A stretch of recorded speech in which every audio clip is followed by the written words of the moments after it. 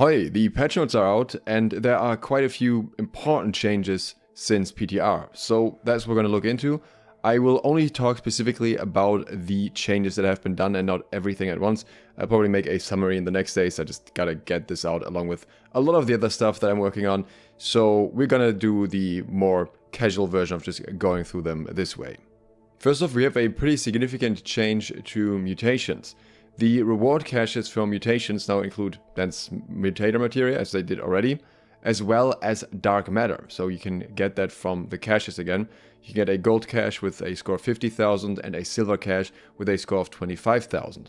Along with that, the weekly limit of mutations is not going to be infinite, it's going to be 35, and they will continue to monitor that. They will talk about how they want to kind of adjust that according to what's actually needed. Now, there is a very, very important change along with that that will make both of these changes a bit different if you see it in context.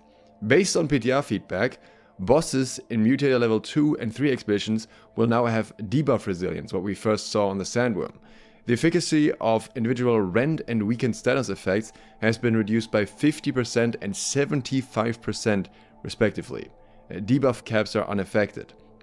So, as far as I understand it, as far as I have been told, the rend is going to be 50%. The 50% is not referring to the level 2. And the weaken is referring to the 75% and not the level 3. Just to make that clear, as according to the information that I have right now. So, because this is a bit confusing. Either way, this is going to be massive in terms of how you need to set up your composition in expeditions. Obviously, this was already a factor with Sandworm, but with Sandworm you have a lot more people. You have 20 people to set this up. Now you need to coordinate this somewhere between 5 people, which will have pretty big implications for gearing that we'll talk about in the future. Very interesting change, absolutely worth keeping in mind.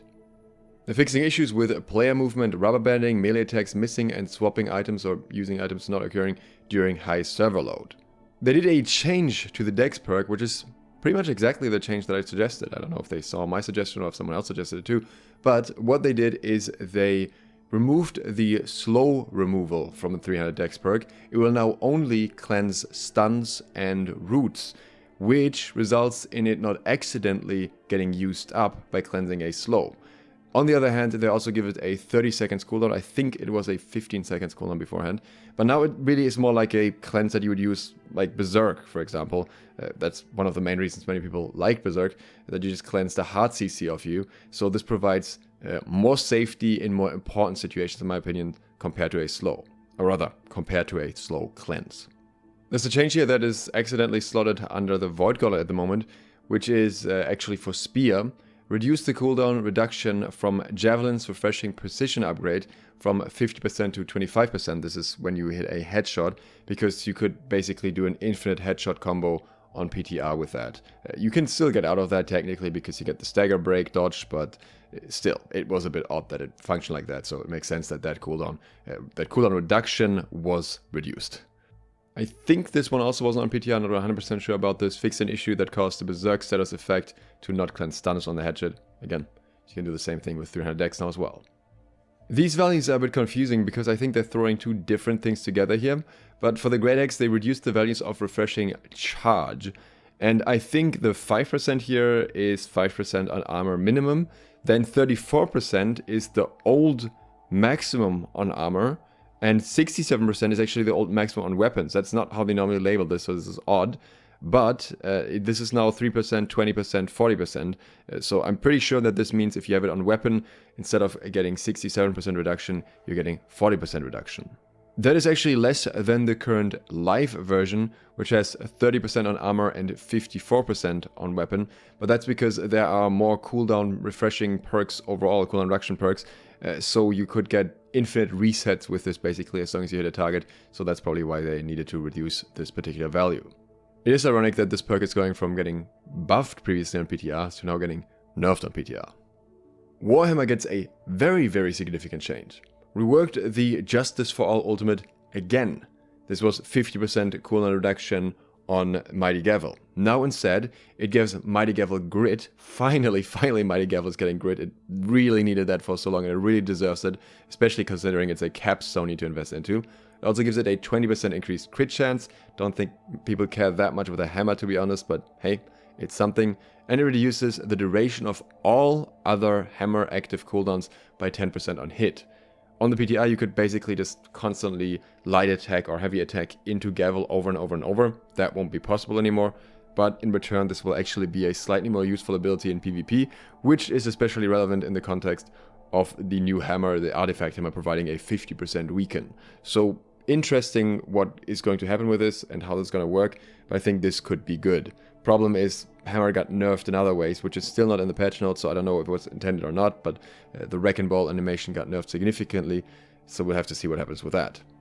They slightly reduced how much damage over time applied by Perk's charges, hard runes, which I think is fairly crucial in a meta that is full of damage over time effects.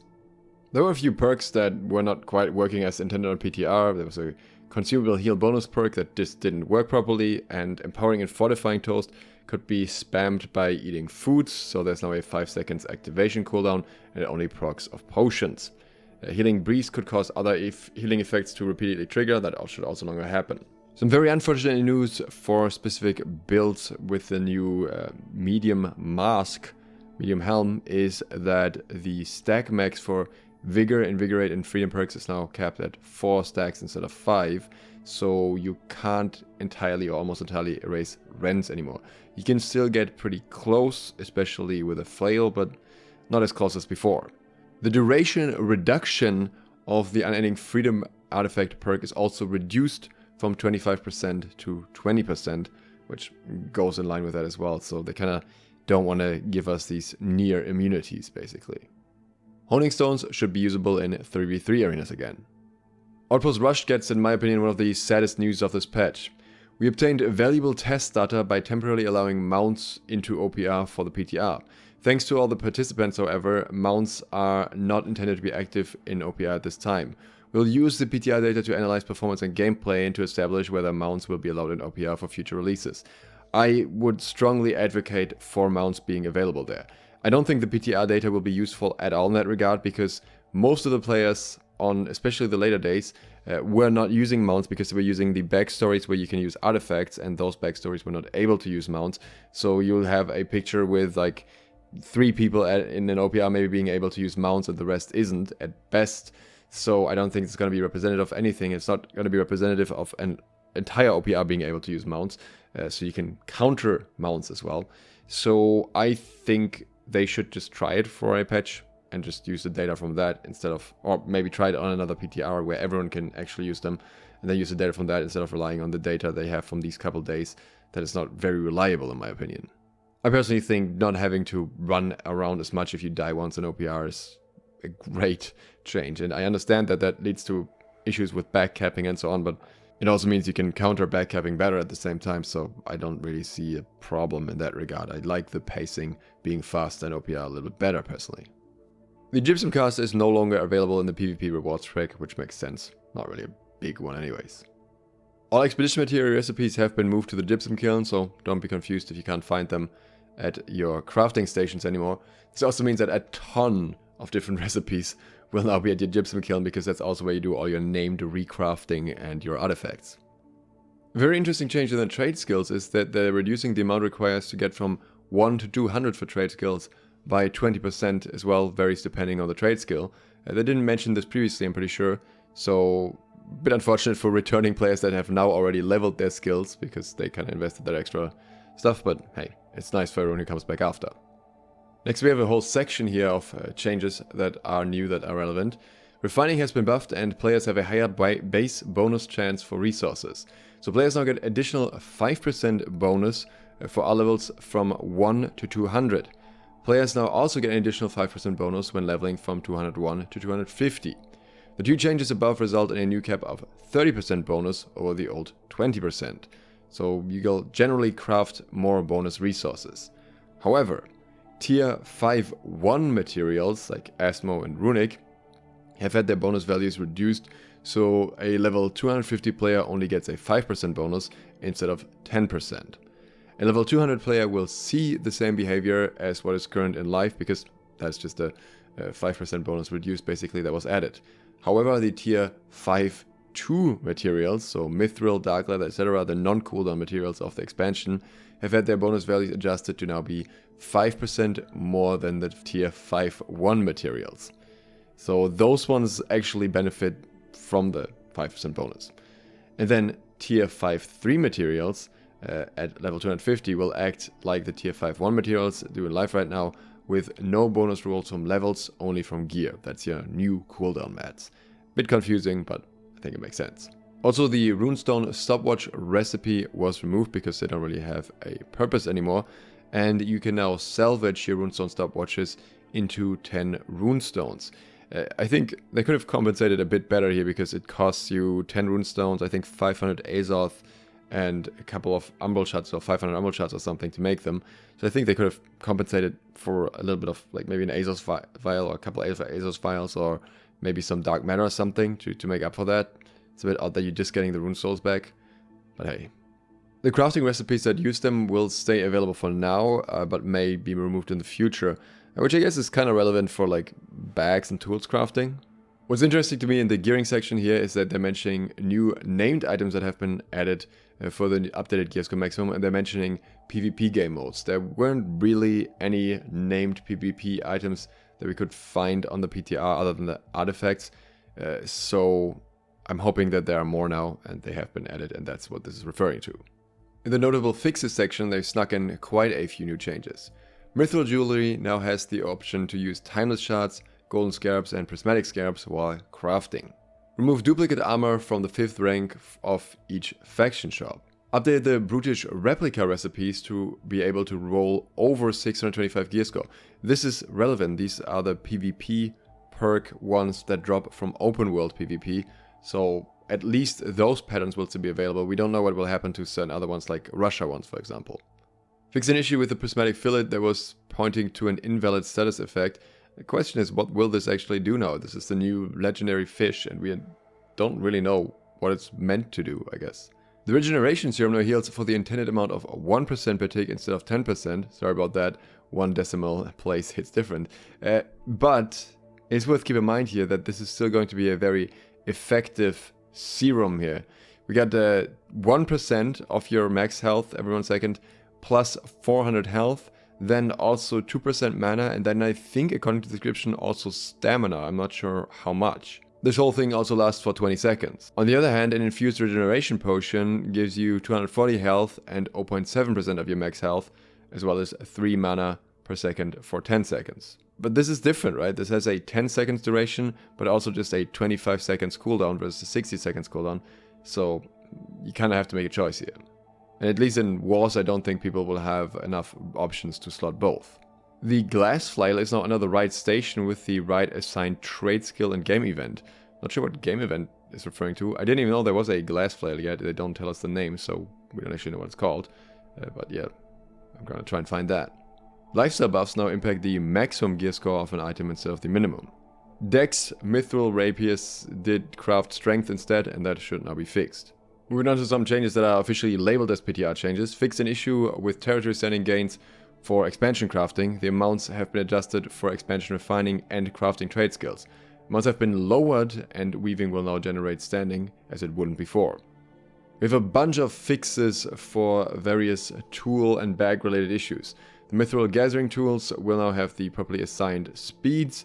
Mithril based jewelry now accept prismatic ingots, allowing them to be crafted at the intended gear score. The same thing is also true for runewood items now being craftable with prismatic planks. Expansion bags now require the new tier 6 rune of holding from the faction shop instead of the tier 5 variant, which makes a lot more sense. Obviously they're going to be better along with that as well. Increase the cast distance, improve the line tension recovery on the runewood fishing pole, so that's also just scaled up properly like the other perks where it's more obvious. The artisan crafting line from season 2 now has a gear score cap of 600, so it can't be used to get very good gear very quickly. The dark leather satchel and a mithril tool set now have the option to be crafted using golden or prismatic scarabs for more control in crafting. And now we learn the meaning of pain. This is going to be absolutely brutal in 2 parts here. 700 gear score artifacts, so the crafted version that you upgrade yourself, now require a chromatic seal to unlock or reroll the final perk. Also, add a requirement of 1 chromatic seal to the named item recipes for rerolling qualified named items. also updated the descriptions for the seals to reflect their functionality. Chromatic seals are also now bind on pickup. This is likely going to be a huge problem. This means that almost every craft that you do for late game will now require chromatic seals, which in itself would be okay in my opinion. I don't mind a resource being required for crafting if it wasn't chromatic seals, because chromatic seals are faction shop only and cost 20,000 tokens each. And with them now being bind on pickup, you can't even buy them for more gold from the trading post if you don't want to farm the tokens. I think that's absolutely a problem. There aren't enough efficient ways in the game to farm faction tokens for this to be reasonable with how much gear people will want to upgrade, especially the PvEers that most certainly don't like doing faction missions, maybe other than the ones they get for going into an expedition itself. They would have to have massively amped up the rewards for open world PvP for the new races for this to make any sense, which I am not seeing in the patch notes at least.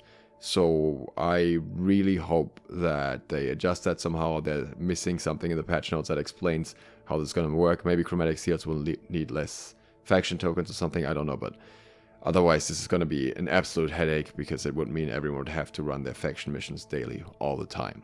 The Dark Leather Satchel now scales encumbrance capacity correctly in relation to the gear score. Artifacts dropped from expeditions can now only drop from mutated expeditions. That makes sense in the context of the non-mutated version being story mode, so it's not really challenging at all anyways. And this was intended from the start, they announced this, so yeah, if you do M1 it's not really harder than a normal expedition, or at least not supposed to be.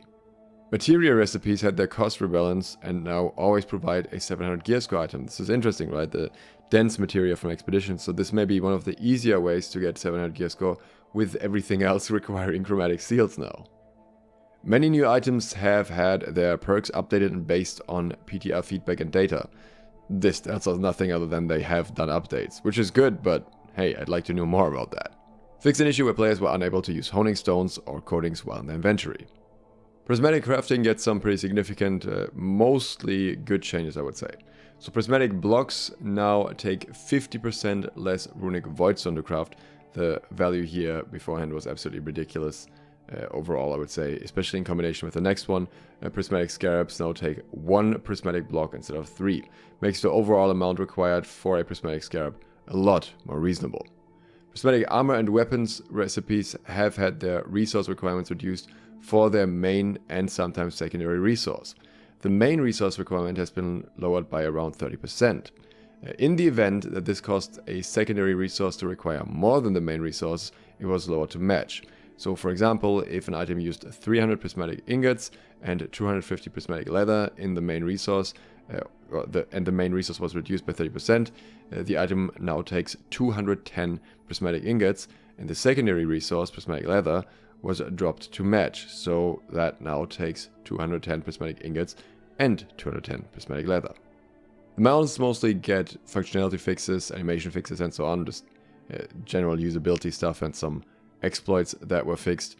But also the whistling animation and sounds no longer play when the mount cannot be summoned, which is very sad because I wanted to whistle at other players. Very, very tragic. Those are all the announced changes from these patch notes from PTR. I'm sure there will be plenty more that were not announced and that we'll find over time. I will of course talk about those in the near future. If you're interested in that, consider subscribing and click the bell. There will also be tons and tons of other videos over the next days. So much that I had lined up that I couldn't even finish in time. That's going to be coming out while I'm somehow trying to play the expansion at the same time. So yeah, it's going to get ridiculous. Strap in, be prepared for videos to drop at any moment because who knows when one's done and when the next one's coming in. So look forward to that. If you'd like to support my work further and get early farming tips in the expansion, I have a very good one coming up today at this point, then consider supporting me on Patreon. Thanks to my patrons who already do exactly that. Thank you for watching. DEX Sloth out.